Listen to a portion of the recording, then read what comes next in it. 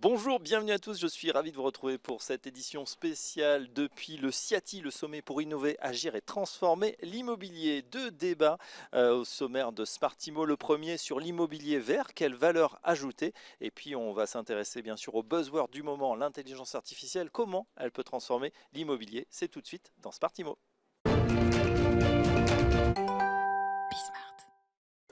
Place au débat dans Smartimo. Immobilier vert, quelle valeur ajoutée? Comment la définir, cette valeur verte? Est-ce qu'on en perd? Est-ce qu'on peut en gagner également? C'est les questions qu'on va poser à nos experts. On est ravis d'accueillir Odile Batser. Bonjour Odile. Bonjour. Vous êtes présidente de l'immobilier durable, directrice RSE Innovation à la Société de la Tour Eiffel. Bienvenue à vous. À vos côtés, Philippe Pelletier. Bonjour Philippe. Bonjour. Vous êtes président du plan bâtiment durable, bienvenue à vous. Merci. On est en compagnie également de Laetitia Georges. Bonjour Laetitia. Bonjour. Directrice immobilier du groupe ADP. Combien de mètres carrés qu'est-ce que ça représente d'immobilier chez ADP? En surface, c'est l'équivalent de Paris. Ah oui. L'ensemble des aéroports dont on a la gestion en France, c'est l'équivalent de la surface de Paris. D'accord, très bien. Et enfin, Pauline Coche. Bonjour Pauline. Bonjour. Vous êtes la CEO, la fondatrice de Citowi. Exactement. Voilà, un logiciel SaaS. Qui permet d'optimiser tous les plans de CAPEX au regard de la performance technique et environnementale des actifs. Voilà, on va voir comment vous intégrez la valeur verte. Exactement. Mais tout d'abord, on a besoin d'une définition, de poser le sujet avec vous, Odile Batser. La valeur verte, qu'est-ce que c'est exactement? On a l'impression qu'on est passé d'une plus-value à aujourd'hui peut-être une certaine décote. Qu'est-ce qu'il en est exactement? Oui, c'est tout à fait ça. En fait, l'actif, avant cette avalanche de réglementation environnementale qui a élevé le niveau de conformité de l'actif, aujourd'hui, un actif conforme a une valeur de marché. En revanche, s'il n'est pas conforme, notamment aux réglementations environnementales, il va présenter une décote de valeur. C'est exactement la même chose qu'avant toutes ces réglementations environnementales, un actif qui n'était pas conforme, il était décoté. Là, c'est exactement la même chose, oui. Sauf qu'on a monté le niveau d'exigence des réglementations par des réglementations environnementales. Donc pour moi, la valeur verte existe, mais elle est déjà incluse dans la valeur de l'actif. Et à contrario, on a une décote qui est due à des non-conformités, un manque d'attractivité, un manque de liquidité, une non-assurabilité, une non-possibilité de financement. Voilà, tout ça, ça va venir impacter la valeur de l'actif. Et ça pénalise notamment, pour donner un exemple, les bureaux dits en périphérie, c'est ça? Ou là, il y a peut-être certains actifs à ce moment-là, je vais prendre un exemple qui est peut-être plus compréhensible pour tout le monde. C'est le logement. Un logement qui a un DPE A, B, C, il va être vendu au prix du mètre carré du quartier. A contrario, un logement qui va avoir un DPE F, G va soit au mieux subir une baisse de sa valeur, soit ne plus être liquide du tout. C'est ce dont Philippe parlait tout à l'heure. C'est vraiment, ça peut aller jusqu'à la perte de valeur. Ouais, d'autant qu'on le sait désormais, hein, ce fameux classement, donc c'est vrai qu'on ne regardait pas grand-chose, on ne regardait pas tellement il y a encore 4-5 ans. Aujourd'hui, c'est devenu un des marqueurs pour l'acquisition d'un logement. Philippe Pelletier, justement, sur l'importance aussi de la valeur du quartier, notamment. Ça, c'est important pour aller dans le sens de cette valeur verte. Comment on la mesure? Oui, nous ne nous étonnons plus de voir la valeur des appartements ou des bureaux que l'on recherche être déterminée par zone géographique. Un appartement dans le 8e arrondissement où nous sommes n'a pas la même valeur qu'un appartement dans le 18e arrondissement. Et donc, il y a une approche géographique. Et je me dis qu'on gagnerait à avoir, pour déterminer la valeur environnementale des biens, une même approche. Faire en sorte que dans telle ville, dans tel quartier, dans telle région, on ait une approche plus décisive des questions touchant à la fois à l'énergie, bas carbone, à la sobriété, à l'égard de la ressource en eau, à la biodiversité, etc. Bref, qu'on dessine un paysage dans lequel les biens immobiliers seraient inscrits.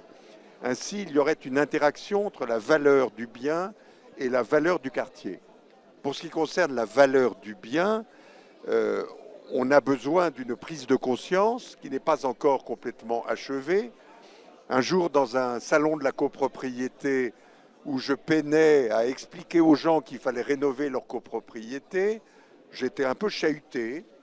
Et puis quelqu'un s'est levé dans la salle et s'est adressé à tous ces membres de conseils syndicaux qui peuplaient la salle et leur a dit « Détrompez-vous, le jour où nous aurons la conscience que la valeur de nos appartements dépend de la qualité énergétique de notre immeuble en copropriété, ce jour-là, nous voterons très facilement les travaux. » En d'autres termes, il avait mis l'accent sur ce qui est l'essentiel. Les gens sont sensibles à l'approche par la valeur. Donc que ce soit la valeur du quartier ou que ce soit la valeur des biens, il faut impérativement trouver les bons vecteurs pour susciter cela, parce que parler aux gens de ce qui est leur patrimoine et la valeur qu'il a, c'est une bonne façon d'emporter les énergies. Ah ouais, donc tant que, effectivement, si on ne fait pas, on parle beaucoup de rénovation en ce moment, si elle n'est pas faite et qu'il y a l'immeuble d'à côté qui fait la rénovation, on peut se douter que dans les années à venir, il y aura une prime à celui qui a fait les efforts, bien évidemment. Et ça, les gens y sont sensibles. On continue le tour de table, Laetitia Georges, donc groupe ADP Aéroport de Paris, vous nous disiez voilà, des actifs extrêmement importants. Comment on mesure ou on évalue cette valeur verte? Comment vous êtes en transformation sur vos actifs immobiliers?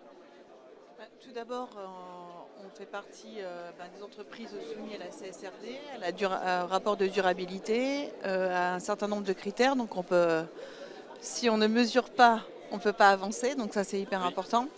On regarde l'ensemble des ressources, notamment pour moi ce qui est très important c'est l'eau, parce que tout à l'heure je vous expliquais le fait que le vert c'est à la fois du jaune, c'est un mélange de jaune et de bleu. Le jaune pour le soleil, l'air et potentiellement aussi les risques climatiques. Et l'eau, la symbiose, parce que les deux font de la chlorophylle, et plus on plante, plus il fait frais. C'est sûr que quand on a un actif, il faut le regarder à l'aube de ce qui se passe autour, en termes de ressources, y compris les plantations, y compris le rapport local, le rapport à l'énergie. Donc en fait, la valeur, elle est vraiment par quartier. En tout cas, au sein d'ADP, on s'emploie à faire des schémas directeurs environnementaux par quartier. Parce que la chaleur, en fait, il n'y a pas de perfection, il n'y a que du meilleur compromis par rapport à la ressource en présence. Bien sûr. Et si on regarde un immeuble et qu'on le retourne, qu'est-ce qu'on garde en fait? Un immeuble demain, ça sera des matériaux. L'économie circulaire sur un immeuble, il y a 160 unités. Potentiellement, chaque entreprise peut récupérer son matériel pour pouvoir en faire, mais par filière. On peut pas. On essaie d'avoir une solution un kit main libre. Mais non, en fait, il y a une composition. Et la plus belle avancée, c'est justement le fait d'échanger. On peut pas faire ça. Aujourd'hui, on ne peut plus être seul dans son actif. On est forcément avec ses voisins. C'est pour ça qu'on a aussi, nous, lancé des grandes concertations territoriales par rapport au devenir de l'aéroport, ce qui est très important, parce qu'on est en synergie territoriale, beaucoup plus sur les transports. Le transport, ça a un impact sur le carbone qui est très important, notamment pour un aéroport. Les voitures, c'est un impact presque 50% du carbone. C'est les voitures qui vont à l'aéroport. Donc la ligne 14, c'est super. Bientôt la ligne 18, le CDG Express, etc. etc. Bon, voilà. Donc il faut accélérer dans ce sens. On termine le tour de table avec vous, Pauline Coche, donc fondatrice de Citowi. Donc Laetitia l'évoquait justement, vous mesurez justement ces impacts, cette valeur verte? Alors effectivement, nous ce qu'on va faire, c'est qu'on va pouvoir projeter en fait la trajectoire d'un actif sur des performances techniques, environnementales et réglementaires, et derrière pouvoir calculer vraiment le ROI de chaque euro de CAPEX investi. Si je mets 1 euro, 10 euros, 1 million, etc., quel est l'impact, quelle est la trajectoire derrière de mes actifs? Et si je ne fais rien, quel est le coût de l'inaction? Quels sont les risques auxquels je suis soumis? Et en fait, on a travaillé conjointement avec des experts, donc on a ouvert cette approche-là à des experts immobiliers qui ont pu s'en saisir et qui l'ont impacté dans la valeur. Donc on a fait ça récemment avec Cushman, on l'a fait avec Albert Malaquin aussi, et d'autres. Et c'est vraiment extrêmement intéressant de voir qu'aujourd'hui ces performances sont prises en compte par ces experts-là. Et c'est un modèle qui pour le coup a vocation à se répandre. Odile Blatzer, justement, on parlait de cette valeur verte. On a fait ce premier tour, effectivement.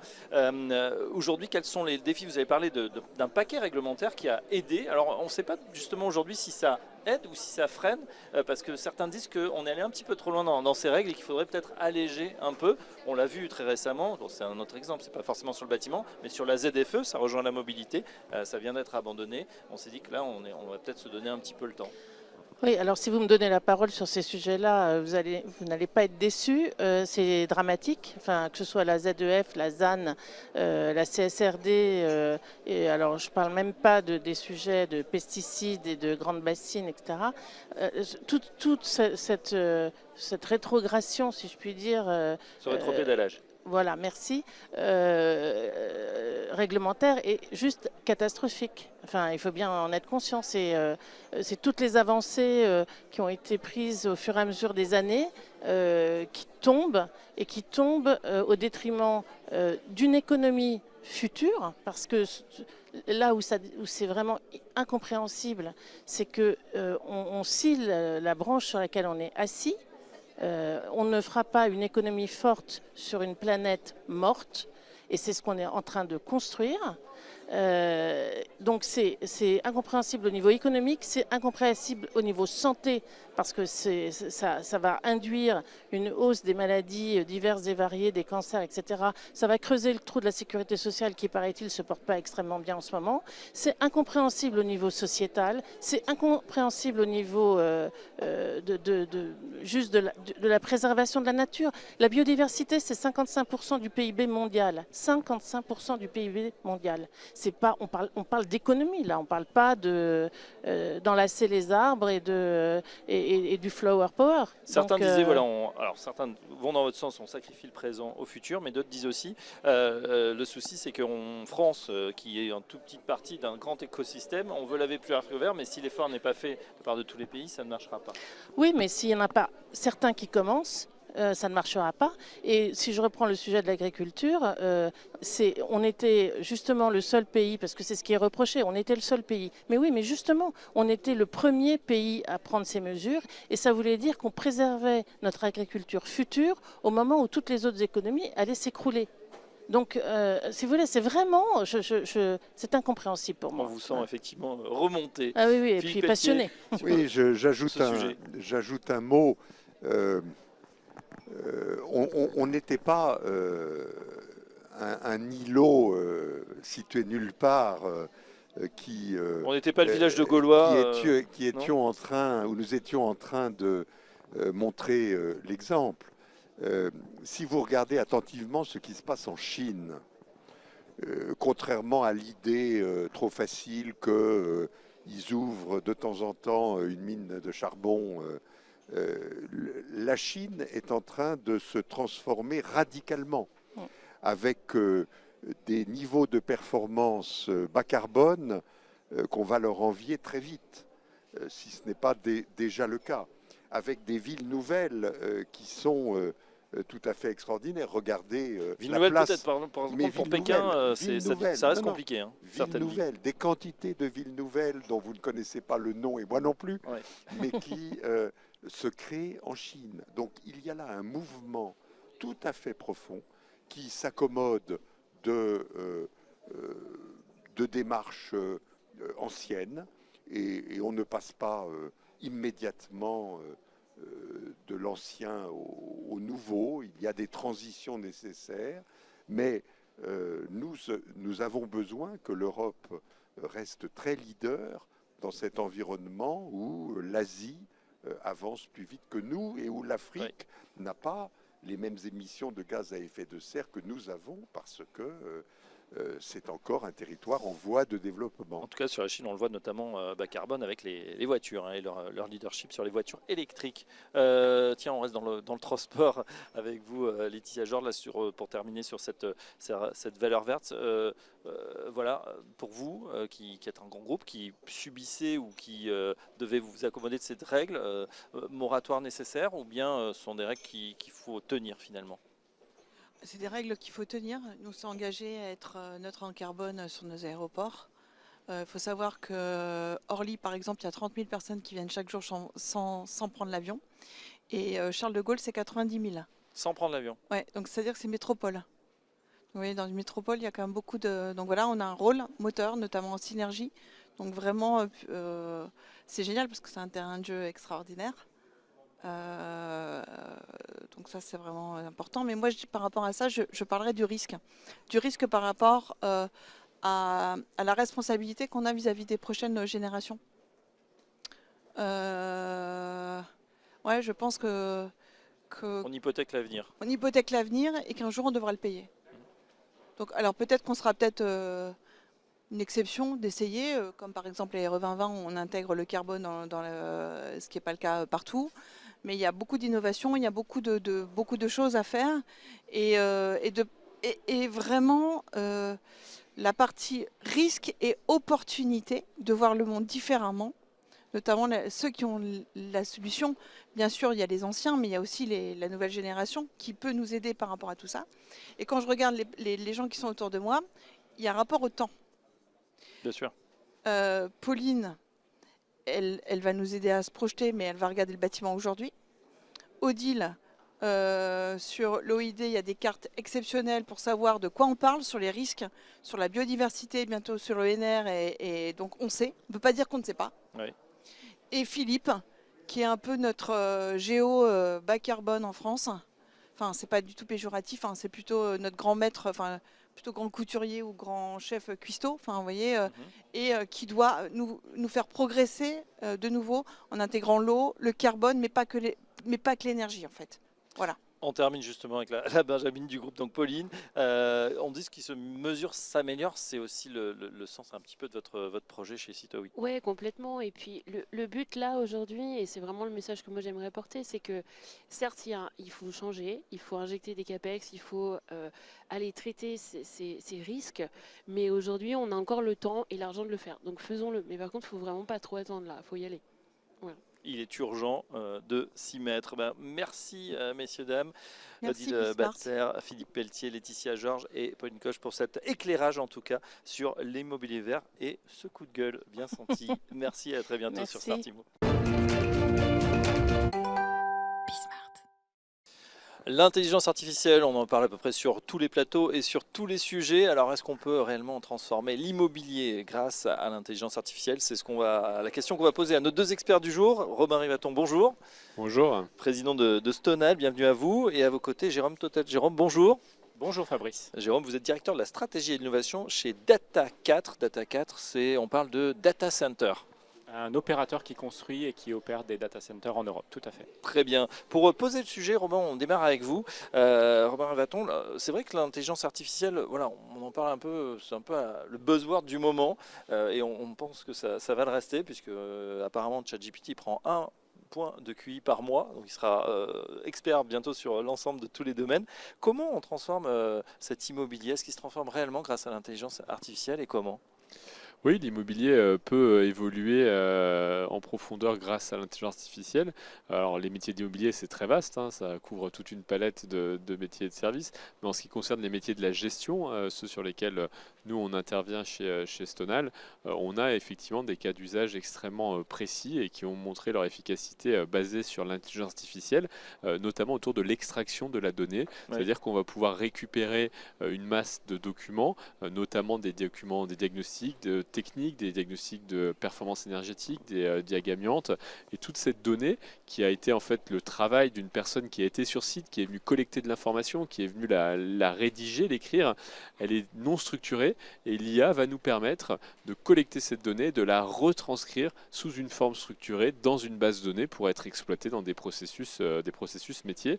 Et donc ça, c'est des choses qu'on pouvait imaginer faire il y a, on va dire... Qu'on pouvait déjà faire. Ouais, qu'on pouvait faire il y a 7-8 ans, mais pour lesquels l'IA générative, ces fameux LLM, modèles de langage étendu, ont apporté une efficacité, une abordabilité, donc un coût moindre, et qui ont vraiment permis de diffuser très largement ces cas d'usage depuis maintenant 2-3 ans. Et de manière quasi instantanée, c'est vrai que c'est assez bluffant, tout le monde a eu ce moment un peu d'épiphanie en se disant mais c'est incroyable, ça sort toutes les réponses, à condition que ça n'hallucine pas, et pour ça il faut des données de qualité, c'est-à-dire il faut quand même être sûr que ce soit de la bonne donnée qu'on infuse dans le système. Totalement, et c'est pour ça que nous, notre cas d'usage, il est vraiment tourné autour de l'extraction de données, avant d'avoir plutôt des cas d'usage qui vont être sur l'utilisation, la retranscription des données. On est vraiment sur un travail qui est de se dire d'abord comment on extrait de la bonne donnée, et là le risque d'hallucination existe quand même, et ça c'est quelque chose que ça fait partie inhérente de ces modèles, ce sont des modèles probabilistes, donc ils peuvent halluciner.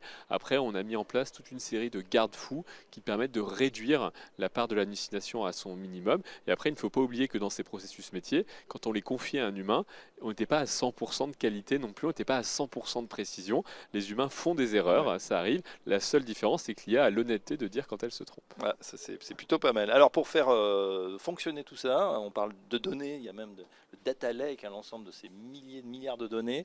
Il faut évidemment et de la puissance et de l'énergie et stocker tout ça, notamment dans les fameux data centers dont on parle de plus en plus et qui vont prendre une part considérable dans le paysage urbain et peut-être un peu alentour.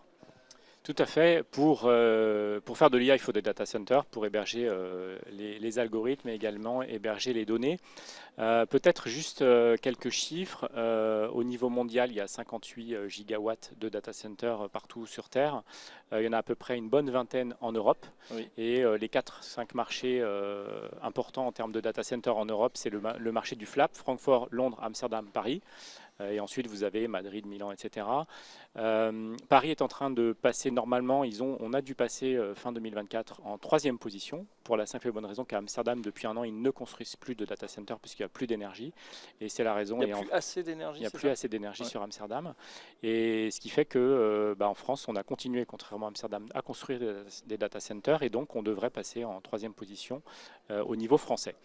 Le deuxième sujet, peut-être, c'est également qu'avec toutes les annonces qui ont été faites, à la fois à Choose France il y a quelques jours et puis lors du sommet de l'IA en février, il y a eu pas mal d'annonces de nouveaux data centers et de nouveaux grands campus de data centers.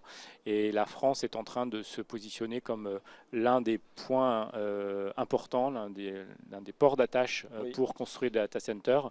Quand vous êtes un opérateur américain ou asiatique ou tout simplement européen, que vous devez choisir un pays en Europe pour héberger vos data centers, pour les construire, la France est une bonne destination. Pourquoi? Parce qu'on a l'énergie décarbonée. On a de l'énergie puisque EDF a été en surproduction l'année dernière. C'est quand même un cas assez exceptionnel en Europe. Oui. Donc on a exporté pas mal d'énergie à nos copains en France, en Italie, en Espagne, etc. Premièrement. Et en plus, le gros avantage, c'est que cette énergie, elle est décarbonée à 95%.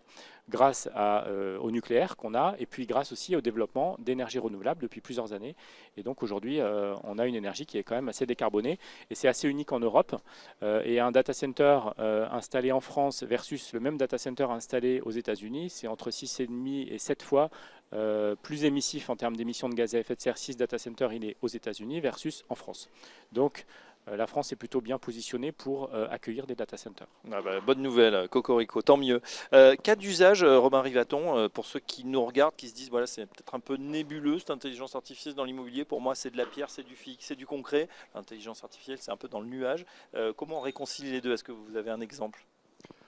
Oui, je pense que l'intelligence artificielle ne fonctionne que sur de la donnée, et donc cette donnée, elle est très utilisée dans le monde de l'immobilier, et c'est vrai que on était un secteur qui n'était pas très en avance, donc déjà... Ça a changé, ouais, c'est en train de changer, mais pour pouvoir avoir des cas d'usage très impressionnants, notamment les cas d'usage d'IA dit prédictive, donc on va poser une question à l'IA et elle va apporter une réponse. Il faut qu'elle soit bâtie sur de la donnée propre. C'est-à-dire que si on n'a pas la donnée pour entraîner un modèle, que ce soit sur les prédictions des valeurs futures d'un bâtiment, sur son remplissage, sur la maintenance prédictive, tous ces éléments-là, il faut avoir structuré de la donnée en entrée. Le cas d'usage, ça peut être celui qu'on développe nous chez Stonal, c'est prendre tous ces diagnostics de performance énergétique dans lesquels il y a aujourd'hui énormément d'informations sur les différents composants et équipements de l'immeuble, donc le type de CTA, le type de chauffage, tous ces équipements et ces informations-là, et pouvoir extraire automatiquement ces informations et commencer à bâtir un plan pluriannuel de travaux, un plan pluriannuel d'entretien.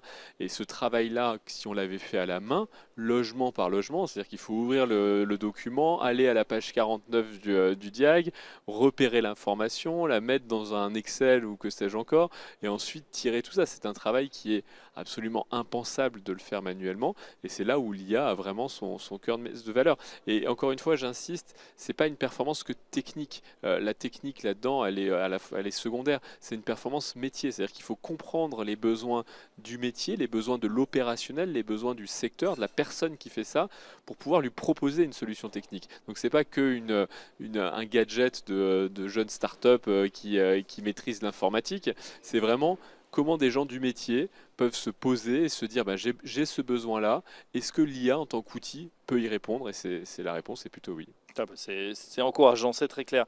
Une question sur les data centers. On sait que voilà, c'est de nouveau peut-être une emprise foncière, alors pas dans des hypercentres, pas très loin, mais c'est vrai qu'il y a cette problématique et foncière et énergétique. Ça correspond à une complexité, et je crois que d'ailleurs les études sont très chères pour l'implantation des data centers. Alors tout à fait, quand un data center s'implante, on fait très attention. Déjà, premièrement, on a le zéro artificialisation net en France, donc plutôt sur des friches plutôt que sur des terrains vierges. On n'a pas trop le choix. On va dans des endroits où il y a plutôt de l'énergie, parce que sinon un data center sans énergie, ça sert pas à grand chose. Et en France, on a aussi également pas mal, et c'est en train d'arriver aussi au niveau européen, pas mal de sujets environnementaux, avec pas mal de choses à checker avant de commencer la construction, pour justement préserver la biodiversité, pour s'assurer que le data center sera construit dans les règles de l'art d'un point de vue environnemental. Oui, donc il faut faire attention effectivement à toutes ces règles, sinon c'est un no-go au niveau de la commune. Totalement. Ouais. Totalement. Et on travaille beaucoup sur l'acceptabilité au sens expliquer à quoi on sert. Parce que finalement, quand vous utilisez, et ça on le fait beaucoup avec les jeunes, c'est très intéressant de faire venir les jeunes dans nos campus. On fait venir souvent des classes de collège, 4e, 3e ou de lycée, qui viennent, et quand on leur montre que leur téléphone, quand ils font une recherche sur le téléphone, c'est pas le téléphone qui recherche, mais tout ça, ça fait appel à un data center, ils comprennent un peu mieux pourquoi il y a besoin de data center, et pourquoi du coup il faut peut-être aussi faire attention à nos usages. Il y a peut-être des choses qu'on pourrait faire sans utiliser un téléphone, ou en tout cas peut-être sans utiliser une application très gourmande en CPU, et donc besoin de construire un data center.